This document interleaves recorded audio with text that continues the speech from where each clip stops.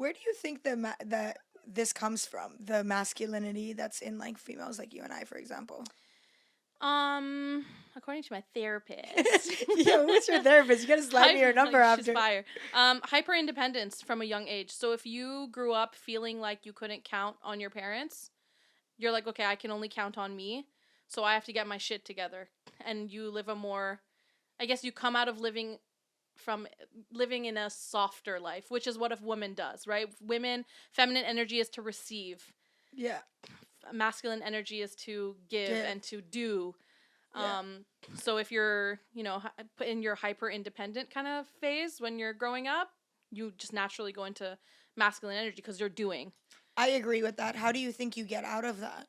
Is there a getting out of it? Being mindful, honestly. Something that I've been just like trying to be more mindful of and trying to do more is like asking people for help. Being okay with letting some things go and being okay with if someone gives me a compliment, I don't have to right away be like, oh my God, yeah, and I love your shirt or da da da. It could be like, thank you. Yeah. You know what I mean? It's just receiving, just being mindful of receiving more and doing less.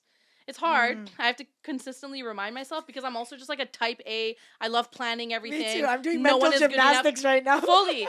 ADHD, type A, like literally, it's I'm fucked. But like still like baby steps. Yeah. Even so much as like, even when like we want to do date nights, I'm notoriously the planner of like all my friend groups and everyone knows I make the best plans. That's why I'm the planner. Yeah. But even on date nights, I've learned to just like let my boyfriend plan them. Even if it ends up being shit or whatever, not as good as I wanted. I'm like, it's okay. I'm just going to receive today. You know? Yeah, I feel that. Yeah. Okay. Yeah, I think I need to try doing that. Yeah. In terms of growing up hyper independent, I definitely had that experience. Obviously, I told you a little bit now. I grew up doing everything on my own. I moved out at a very young age. Me too, yeah. Yeah. How old were you when you moved out? When I officially moved out, I was around, I think I want to say 16 or 17. But I was like basically moved out by the time I was 14, 15. Crazy. Because I just like, I didn't like being home. I did not have a good relationship with. Did you move out when you were in Iran or here? Here. Yeah, here. Right. Definitely not in Iran. Damn, that's young. I know. What did you do? Where did you go? This is so crazy. I lived with friends for a little while and, did the whole couch surfing, whatever thing. And then when I was around 16 or 17, I got a job. And then I started working, and then I got a place that was $400 a month with like so many other people in the house. Yeah. And then I went from $400 to $600 a month, and then to $800, and then I had like 2 roommates, and then I had 1 roommate, and then I moved out by myself. Right.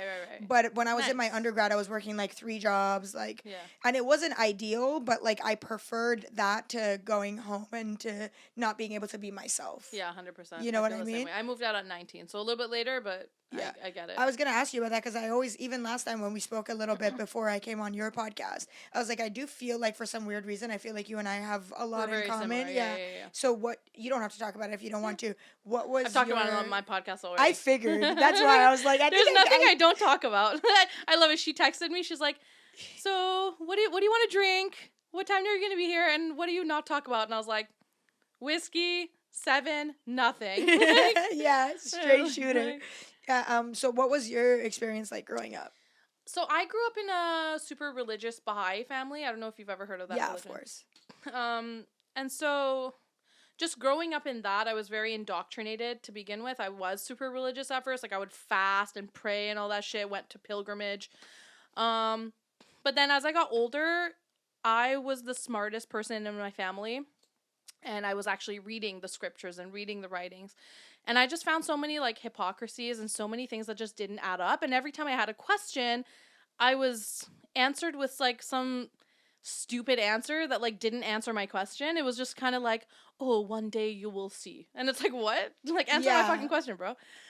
So then it started to wear off because I was reading more, and then I was seeing my family not act like they would act like they're so religious, but not actually follow the rules. Yeah. Which is like not just in that faith, but even in the Islamic faith. It's like and in any faith. They say one thing, they do another. So I was like, honestly, fuck this. So I left it, and I just also saw all the misogyny within it too, and me being the first grandkid in that family to grow up in Canada was a big thing as well, because I essentially paved the way Yeah. for all my cousins. Like, Hell what's the thing? It's like I walked so they can run kind of thing. Literally, well, yeah, hell yeah, but like I got fucked. What do you mean? They're reading you so hard right now.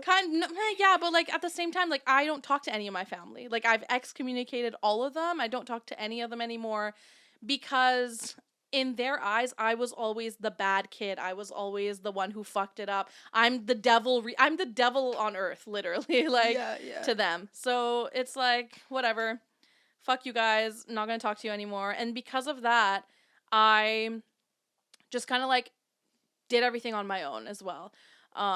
Actually, additionally to that, I had a really shitty dad, like a really abusive dad who, my parents, I think they divorced when I was like 10. And it was, like, a really messy divorce, like, really bad. Like, police, he went to jail, like, it's crazy. So it's just, like, from a very young age, I've been like, fuck all of you. First off, all of you are dumb. Like, I'm the only one in this family who reads books. Like, you know what I mean? You guys are all stupid. I'm gonna do my own thing. Yeah. So, that's why. But it's good, but it's bad. It's good because I'm, like, fucking independent as fuck. But then it's also bad because I'm fucking independent as fuck.